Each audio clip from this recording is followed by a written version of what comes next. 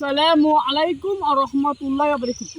আজকে আমি আপনাদের সামনে কিছু আলোচনা করব, সেটা হচ্ছে যে আল্লাহ সুবহানাহু ওয়া তাআলা বলছেন, অকরুণা পিবুয়ুতিকুনা ওয়ালা তাবাররুজনা তাবাররুজাল জাইলাতুল উলা।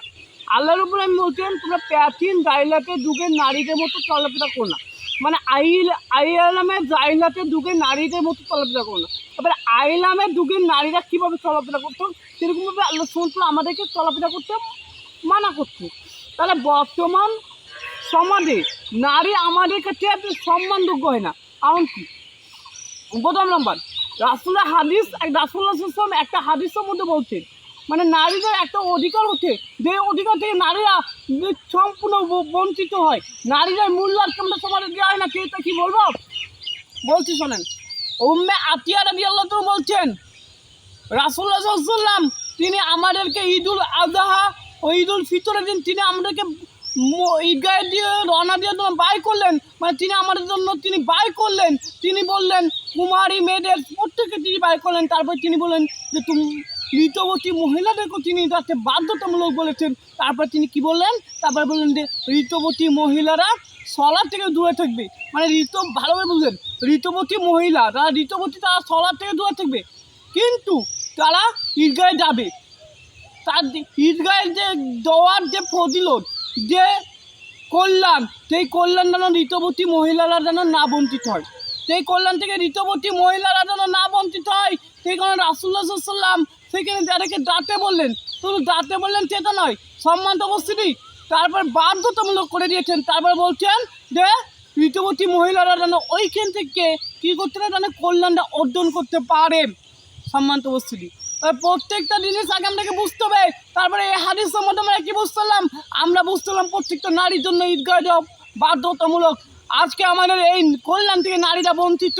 এই নারীদেরকে এই কল্যাণটা আমাদেরকে দেওয়া উচিত। নারীদেরকে এই কল্যাণটা আমাদেরকে দিতে হবে, কারণ নারীরা এই কল্যাণের মধ্যে যদি আমাদের কাছে পায়, তাহলে আমাদের এটা ভাগ্যবান বিষয়। আমাদের এটা ব্যবস্থা নাই। সম্মানিত উপস্থিতি, প্রত্যেকটা গ্রামের মানুষ, প্রত্যেকটা ইমাম সাহেবদের একটা করে রিকোয়েস্ট আমার পক্ষ থেকে, যেটা আপনারা ঈদগাহের ময়দানে নারীদেরকে আসার ব্যবস্থা করেন। কারণ এটা রাসূলের একটা আদর্শ, আর আপনার এই আদর্শকে বিলুপ্ত হতে দেন না। কারণ আপনার নারীদের কে ঈদগাহের ময়দানে আসতে দেন, কারণ আপনার সেই ব্যবস্থা করেন। কারণ দেখেন, আল্লাহ সুবহানাহু অনেক হাদিস রয়েছে। তাহলে এখান থেকে কি বুঝতে পারলাম? একটা হচ্ছে যে নারীদের ঈদগাহে দেওয়া নিষেধ নয়, বরং বাধ্যতামূলক। নারীদেরকে যেতে হলে কল্যাণ থাকবে, এই বিরাট কল্যাণ। শুধু তাই নয়, হাদিসের মধ্যে আসছে হযরত বেলাল রাদিয়াল্লাহু তাআলা তিনি ঈদগাহের ময়দানে তিনি কী করতেন? তিনি কাপড় তিনি তার কাপড় দিতেন যাতে মহিলারা কিছু দান করতে পারে। এবং শুধু তাই নয়, তিনারা দান করতেন। কী দান করতেন? যে তাদের যা জিনিস থাকতো তারা দান করতো। কেউ নাকমাছি দান করতেন, কেউ কানের দুল দান করতেন। হাদিস অনেক রয়েছে। দেখুন, আমি মূল জিনিসটা আপনাদেরকে বোঝাই। তাহলে নারীদের এখানে আমরা নারীদেরকে দূরে রেখেছি। আর কোথা থেকে দূরে রেখেছি? নারীদেরকে মসজিদ, মানে দুম্মাস চলাতে নারীদের কল্যাণ ওইখানে আমরা দূরে রেখেছি। রাসূলুল্লাহ সাল্লাল্লাহু আলাইহি ওয়াসাল্লাম বলতেন, তোমাদের কাছে তোমাদের স্ত্রীরা যদি মসজিদে আসতে চায়, তোমরা বাধা প্রদান করো না, তোমরা বাধা দিও না। কারণ তোমরা তাকে বাধা দিও না, বাধা প্রদান করো না। তাহলে এই হাদিসে আমরা কি বুঝলাম? নারীরা আসতে চাইলে ঠিক না, আমাদেরকে বাধা দেওয়া যাবে না, বাধা প্রদান করা যাবে না। শুধু তাই নয়, একটা হাদিসের মধ্যে বলা হচ্ছে, রাসূলুল্লাহ সাল্লাল্লাহু আলাইহি ওয়াসাল্লাম বলছেন, খয়রুকুম লিআলিহি ওয়া আনা খয়রুকুম লিআলিহি।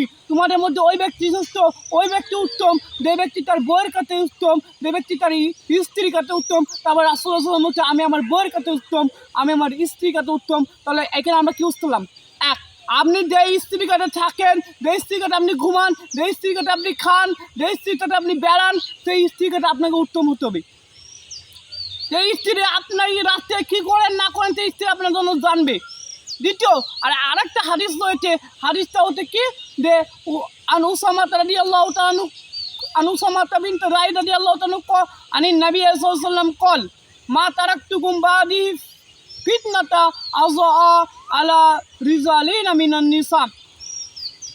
উসামা বিন যায়েদ রাদিয়াল্লাহু তাআলা বর্ণিত, রাসূলুল্লাহ সাল্লাল্লাহু আলাইহি ওয়াসাল্লাম বলছেন যে আমার উম্মতের পরে সবচাইতে নারী চাইতে আর বেশি বড় ফিতনা আমি রেখে দেয়নি।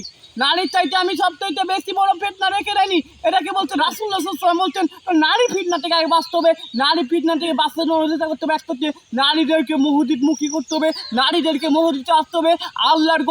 আল্লাহর ঘর এখানে নারীরাও মসজিদে আসতে হবে। শুধু তাই নয়, আনিল ইবনে উমর রাদিয়াল্লাহু তাআলা আনহু আনিন নবী সাল্লাল্লাহু ইবনে উমর রাদিয়াল্লাহু তাআলা বলছেন, রাসূলুল্লাহ সাল্লাল্লাহু আলাইহি ওয়াসাল্লাম বলছেন, ইস্তানাদু ও হাদিসের মধ্যে এভাবে বাক্যটা আছে, ইস্তানাদু লিন্নিসাই বিল লাইলি ইলাল মাসাজিদা।